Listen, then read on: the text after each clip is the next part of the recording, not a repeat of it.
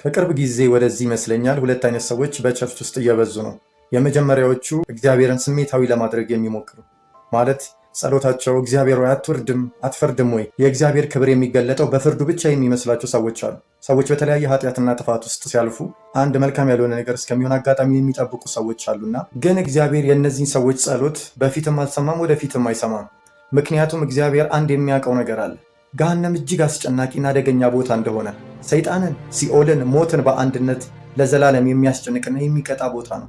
የሰው ልጆች ደግሞ ወደዚህ ስፍራ እንዲወርዱና ዳግም እድል ፈንታ በማይኖረው ስፍራ እንዲሰቃዩ ስለማይፈልግ ይታገሳል፣ ይጠብቃቸዋል። በእነርሱ ላይ ሊፈርድ አይፈልግም።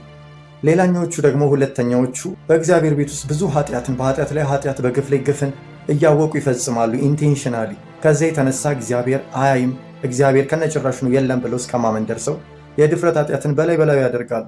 በዚህ አይነት ህይወት ውስጥ ያላችሁ ኖርማል ያደረጋችሁት ሰዎች እግዚአብሔር የሚታገሳችሁ የሚጠብቃችሁ በኋላ አንዴ ካመለጣችሁ ይሄ ዕድል ለዘላለም አደገኛ በሆነ ስቃይ ውስጥ የምትወርዱት።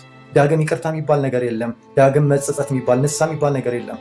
ለዚያ ነው እግዚአብሔር እየጠበቃችሁ ያለው። በኋላ የሚጠብቃችሁ ነገር አደገኛ ስለሆነ ይታገሳችኋል፣ ይጠብቃችኋል።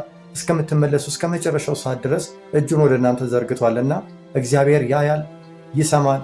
ስለዚህ በቶሎ ሰይጣን ሳይቀድማችሁ በፊት ያላችሁ ጊዜ ሳያመልጣችሁ በፊት በፍጥነት ወደ ጌታ ኑ፣ አምልጡ።